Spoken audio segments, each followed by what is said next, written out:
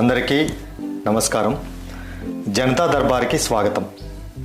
ఈరోజు జనతా దర్బార్ కార్యక్రమానికి ఆంధ్రప్రదేశ్లోని రాజంపేట నియోజకవర్గంలోటి బోయినపల్లి గ్రామ వాస్తవ్యులు వాళ్ళ సమస్య కోసం మనతో చెప్పుకునేదానికి వచ్చారు.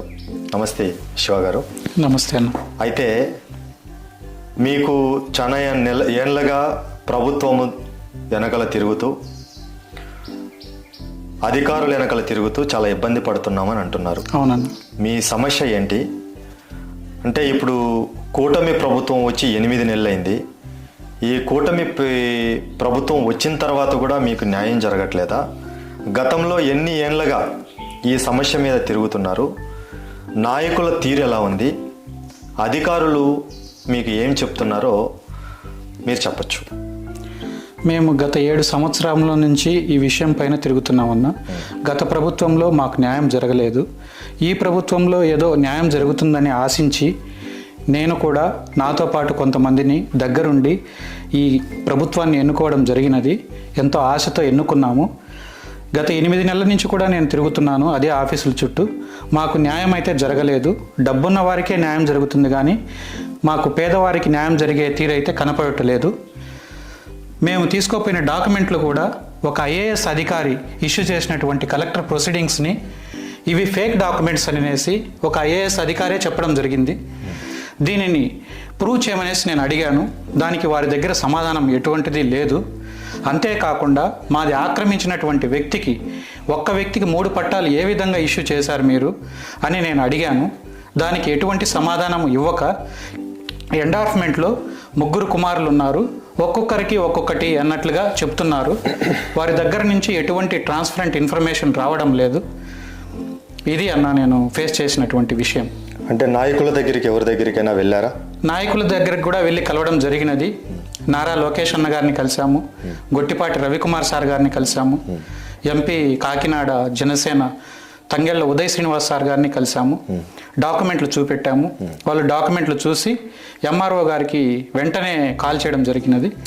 ఎంఆర్ఓ గారు వీరు ముంపు వాసులు, వీరు నోటీస్ లేకుండా అవతలి వారికి పట్టా మీరు ఏ విధంగా మంజూరు చేశారు? వీళ్ళు 500 రూపాయల క్రైమ్తో పట్టా గవర్నమెంట్ వారు ఇష్యూ చేశారు. వీళ్ళకి మీరు వాళ్ళకి ఏ విధంగా ఇష్యూ చేశారు వీళ్ళ అనుమతి లేకుండా?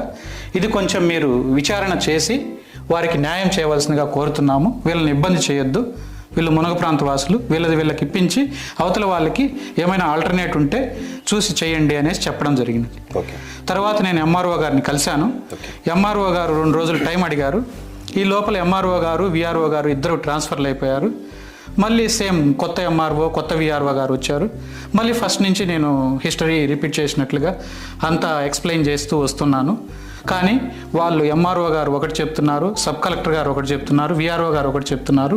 ఏ ఇన్ఫర్మేషన్ కూడా ట్రాన్స్పరెంట్గా జెన్యున్గా జరగడం లేదు. ఓకే, ఇప్పుడు పూర్తిగా మీరు 8 నెలల నుంచే ఈ సమస్య మీద తిరుగుతున్నారా, లేదంటే అంతకు ముందు కూడా తిరిగారా? పాత ప్రభుత్వంలో కూడా తిరిగారా? గత 7 సంవత్సరాల నుంచి తిరుగుతున్నామన్నా.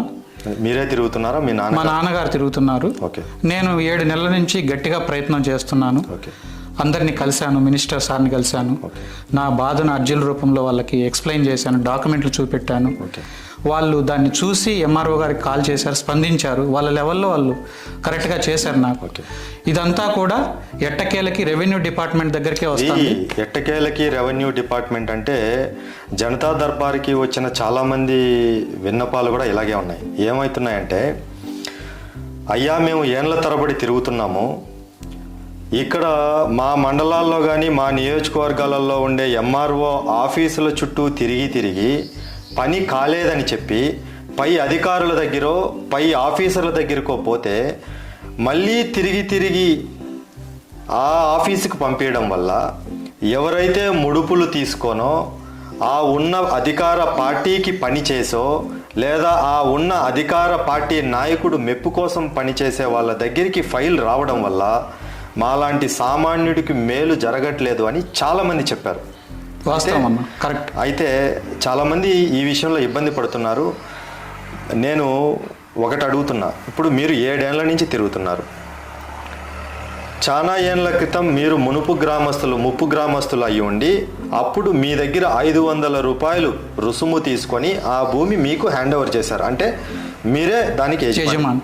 అయినప్పటికీ ప్రొసీడింగ్స్ కలెక్టరు గవర్నమెంట్ ఇచ్చిన ప్రొసీడింగ్స్లో మీ గ్రామంలో 500 మందికో 600 మందికో అందరికీ కలిపి ఒక ప్రొసీడింగ్ ఇచ్చుంటారు.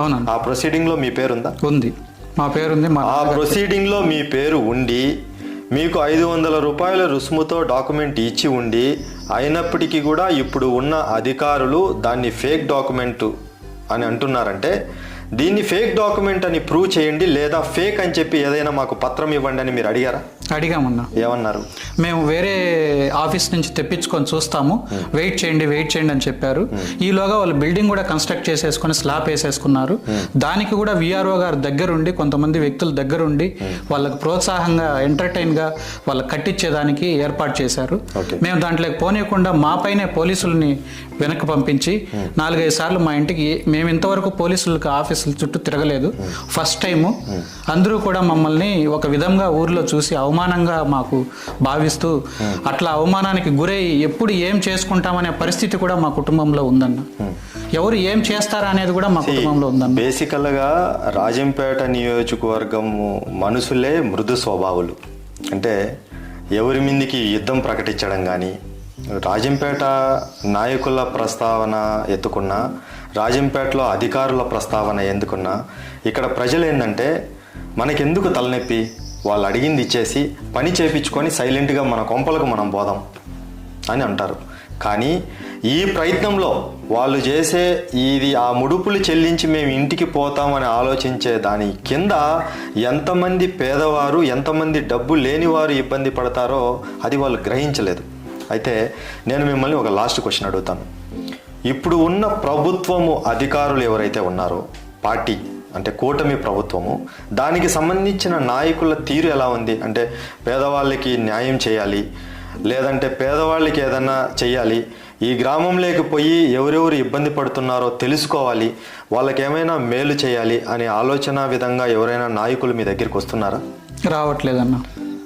నేను వెళ్ళి కలిసినా కూడా నాకు న్యాయం జరగట్లేదన్న. ఓకే, 10 నిమిషాలు ఒక సామాన్యుని బాధను విన్నవించుకుంటే వాళ్ళు గ్రహిస్తే దాన్ని ఎన్నో కుటుంబాలు 3 పూట్ల అన్నం తింటాయన్న. ఇప్పుడు మీ సమస్య చెప్తున్నారు. మీ సమస్యని ఇంతకీ మీ కూటమి ఏదైతే 8 నెలల ముందు కూటమి ప్రభుత్వం వచ్చిందో, ఈ కూటమి ప్రభుత్వానికి సంబంధించిన నాయకులు కానీ, ప్రజా అధికారులు కానీ, ప్రజాప్రతినిధులు కానీ వీళ్ళు ఏమి మీ గ్రామాల్లోకి వచ్చి మన కొత్త ప్రభుత్వం వచ్చింది, మీ సమస్యలు ఏవైనా ఉంటే చెప్పండి, దానికి అనుకూలంగా మనము దాన్ని సాధించుకునేదానికి ప్రయత్నం చేద్దామని అడిగిన దాఖలు కానీ, ఆ కూటమి ప్రభుత్వం యొక్క విశేషాలు ఎలా ఉన్నాయంటారు మీ ప్రాంతంలో? కూటమి ప్రభుత్వానికి సంబంధించి మా నియోజకవర్గం నాయకులు ఎవరే కానీ మా ఊర్లో వచ్చి ప్రజల సమస్యలను అడిగిండేది ఇంతవరకు మేము చూడలేదన్న. పుట్టిన ఎరిగినప్పటి నుంచి ఇంతవరకు కూటమి ప్రభుత్వం ఏర్పడ్డప్పటి నుంచి మా నియోజకవర్గంలో బోయినపల్లి గ్రామంలో ఏ పార్టీ నాయకులు కూడా వచ్చి ప్రజల స్థితిగతులను కానీ, వాళ్ళ బాధలను కానీ, వాళ్ళ సమస్యలు కానీ చర్చించడం అనేది జరగలేదు. ఓకే, మేము వెళ్ళి విన్నవించుకుంటా ఉన్నా కానీ ఆ సమస్యలు అయితే తీరడం లేదు. అధికారులు వాళ్ళ ప్రవర్తన ఎలా ఉంది? వారి ప్రవర్తన ఎలా ఉంది? ఇంతకీ ఆలోచన తగ్గ నాయకుడు ఉన్నాడా? మా ప్రాంత ప్రజలు ఇలా ఉన్నారు, అభివృద్ధిని ఇసిపెట్టేయండి, అట్లీస్ట్ వీళ్ళకి గ్రామాల్లో ఇలాంటి సమస్యలు ఉంటాయి, ఈ గ్రామాల్లోకి వెళ్ళి వీళ్ళకి ఏమైనా చెయ్యాలి అనే ఆలోచన తగ్గ నాయకులన్నా ఎవరైనా ఉన్నారా? నాకైతే ఏం అనిపించట్లేదన్నా. వాళ్ళు ఎంతవరకు పార్టీ పరంగా పార్టీ నాయకులు మెప్పు పొందే విధంగానే వాళ్ళు వర్క్ చేసుకుంటున్నారు, కానీ ప్రజలను ఉద్దేశించి కానీ, వాళ్ళ సమస్యలను ఆలోచించి కానీ ఎవరే కానీ వచ్చి ఏది ఇప్పుడు హెల్ప్ నాయకులైనా సరే వాళ్ళ పార్టీ అధినేతలను మెప్పు పొందాలంటే ఇక్కడ జనాల మెప్పు పొందాలా, ఆ విధంగా ఏం లేదు. ఈ 8 నెలల నుంచి ఏం చేస్తా ఉన్నట్టు మీ నాయకులు? 8 నెలల నుంచి ఏం చేస్తా ఉన్నారంటే సభ్యత్వం అనేసి 8 నెలల నుంచి సెలబ్రేషన్స్ అంటే ఏంటి? బర్త్డేలు. ఎన్డీఏ కూటమి గెలిచినప్పటి నుంచి ఎన్డీఏ కూటమి గెలుపు సెలబ్రేషన్స్ లోనే ఉన్నారా ఎట్టా? గెలుపు సెలబ్రేషన్స్ కావచ్చు, సభ్యత్వము కావచ్చు, ఇటువంటి వాటికి మాత్రమే వాళ్ళు ప్రియారిటీ ఇస్తున్నారు. కానీ గ్రామంలో ప్రజలు ఎలా ఉన్నారు? మీరు చెప్పేది ఏంటంటే ఆ పార్టీకి సంబంధించిన పుట్టినరోజులు, అధినేత పుట్టినరోజులు, పార్టీ పుట్టినరోజులు, పార్టీ సాధించినారు, ఏది మొన్న దావోసుకు పోయినటివి, ఇలాంటి సెలబ్రేషన్లలోనే ఉన్నారు కానీ ఇంకా జనం మధ్యలోకి రాలేదు అంటారు. సరే, ఇప్పుడు అధికారుల దగ్గరికి ఇన్నిసార్లు పోయినాము, మేలు జరగట్లేదు అంటున్నారు. వాళ్ళు మిమ్మల్ని ఏమైనా ముడుపులు అడిగారా? వాళ్ళు మమ్మల్ని ఏం అడగలేదన్నా. ఓకే. కానీ మాకు తెలిసిన విషయం ఏంటంటే అవతల వాళ్ళు వచ్చేసి కార్యాలయంలో డిస్కషన్ చేయకుండా తహసీల్దార్ కార్యాలయం బ్యాక్ సైడ్ కొంతమంది వ్యక్తులు తీసుకెళ్లి వాళ్ళతో చర్చించడం అనేది జరిగింది. ఏది లేకుండా ఉంటే వెనక్కి వెళ్ళి మాట్లాడవలసిన అవసరం ఎందుకుంటుంది? వాళ్ళ దగ్గర ఏమైనా డబ్బులు ఏమైనా తీసుకొని ఉండొచ్చేమో, తీసుకొని మాకు అన్యాయం చేస్తున్నారు అనేసి మేము అనుకుంటున్నామన్న. ఇంతకీ మీకు న్యాయం జరగలేదు, మిమ్మల్ని ఏమన్నా భయభ్రాంతికి గురి చేశారా? చేశారన్నా. ఆ ప్లేస్లోకి ఎంటర్ కానివ్వకుండా పోలీసులను పంపించారు. పోలీసుల ముఖం మేము ఎప్పుడు ఎరుగుండము. మా ఊర్లో వచ్చేసి పోలీసులు 4-5 సార్లు ఇంటికి వచ్చేసరికి ఏం జరిగింది శివ, ఏం జరిగింది, మీ ఇంటికి పోలీసులు వచ్చారు, నేను బెంగళూరులో ప్రైవేట్ జాబ్ చేసుకుంటున్నాను, నాకు ఫోన్ చేసి ఏమైంది, మీ నాన్న మాట్లాడుతూ ఉన్నాడు, మీ అమ్మ మాట్లాడుతూ ఉంది అనేసి ఒక అవమానకరమైన భయాందోళన మాకు క్రియేట్ చేస్తున్నారన్న. ఓకే. మేము వెళ్ళి పోలీసులకి చెప్పుకునే బదులు పోలీసులు రక్షణ కల్పించాల్సిన వాళ్ళే, మాకు అవేర్నెస్ ఇవ్వాల్సిన వాళ్ళే మమ్మల్ని భయానికి గురి చేస్తున్నారు. మేము ఎవరికి చెప్పుకోవాలన్నా? నాయకుల్ని కలిసాం, అధికారులను కలిసాం, పోలీసులను కలిసాం. శివగారు, ఒకటి, ఓటు వేసిన ప్రతి పౌరుడికి, ప్రతి ఓటర్కి అధికారిని కానీ వచ్చి ఓటు అడిగిన నాయకుడిని కానీ నిలదీసే అధికారం ఉంది. అది మీరు అడగలేక ఏదో గడిచిపోవాలి అన్న విధంగా అధికారుల చుట్టూ తిరిగితే అధికారుల ప్రవర్తన, నాయకుల ప్రవర్తన ఇలాగే ఉంటుంది. ఎందుకు క్వశ్చన్ చేయలేరు. ఒకటి, నాయకత్వపు లోపం అంటారు. అంటే ఏం చేయాలో తెలియదు, ఎలా చేయాలో తెలియదు, ఎక్కడి నుంచి మొదలు పెట్టాలో తెలియదు, ఎక్కడ ముగింపు చేయాలో తెలియదు, ఏం తెలియదు. వాళ్ళ ఆశ ఏంది? పార్టీలో మెప్పు, పార్టీలో గెలుపు, పార్టీ నాయకుల దగ్గర మెప్పు ఇవి ఉంటే చాలనే విధంగా వాళ్ళు ఉంటారు. ఇప్పుడు ఉన్న కూటమి ప్రభుత్వం నాయకులకి, ముఖ్యంగా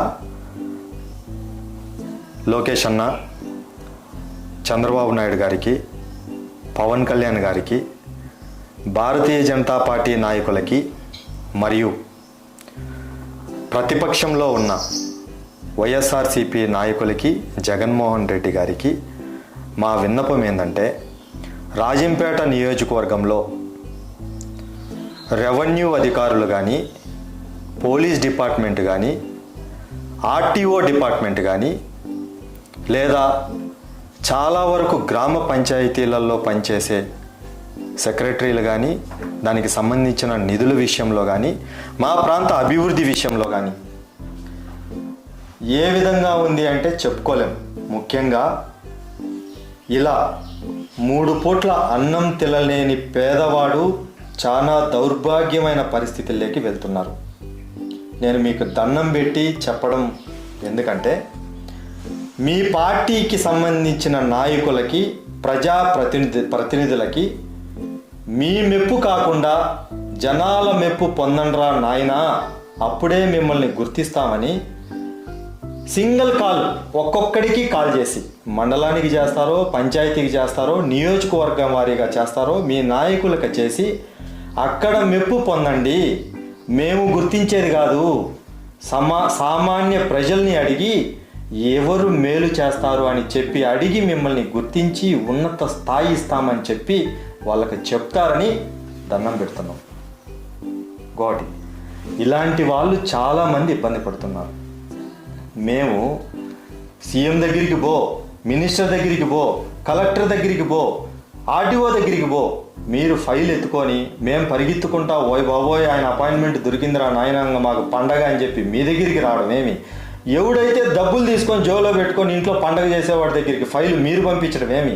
వాడు మళ్ళీ మీరు ఎవరి దగ్గరికి పోయి చెప్పుకున్నా ఫైలు మా దగ్గరికి వస్తుంది, ఆట మా దగ్గర ఉంటుంది, గంట మేము కొడతాం అనడం ఏమి? ఈ బాధలేమి? దయచేసి మీరు అర్థం చేసుకుంటారని ఈ విషయాన్ని మీకు తెలియచేయాలని సమాజాన్ని కూడా విన్నవించుకుంటున్నాం. మీరు ఈ మెసేజ్ని అధికారుల దగ్గరికి తీసుకొని పోయి సామాన్యునికి ఇంటిలో బాధ్యతలు ఉన్న ఇబ్బంది పడుతున్న ఒక కుటుంబాన్ని, అది కూడా ఖాదీ కుటుంబాన్ని ఆదుకుంటారని విన్నవించుకుంటున్నాను. ఒకటి, దీనికి సమయం మా జనతా దర్బార్ నుంచి 10 రోజులు ఇస్తున్నాం. 10 రోజుల్లో అధికారులు కానీ పని చెయ్యకుండా ఇదే విధంగా పోలీసు వాళ్ళను పంపించి భయభ్రాంతుల్ని చేసి వీళ్ళకి కానీ ఆ నష్టపరిహారమో లేదంటే ఆల్టర్నేటివ్ కానీ చూపించకపోతే మీ రెవెన్యూ ఆఫీసు బయట తప్పకుండా వీళ్ళ కుటుంబంతో పాటి బైఠాయిస్తామని జనతా దర్బార్ తరపు నుంచి విన్నవించుకుంటున్నాను. ఒకవేళ ఇక్కడ మీరు రాజకీయ తెలివితేటలు, మీ కుళ్ళు తెలివితేటలు కానీ ప్రదర్శిస్తే అవసరమైతే స్టేట్ సెక్రటరీ ఆఫీస్ బయటైనా కూర్చొని మా నిరసన తెలియచేసి మా జనతా దర్బార్ కార్యక్రమానికి వచ్చిన కుటుంబాలకు మేలు చేసే ప్రయత్నమే చేస్తాము, కానీ పబ్లిసిటీ పనులు చేయమని తెలియచేసుకుంటూ సెలవు తీసుకుంటున్నాం. జై హింద్, జై భవానీ.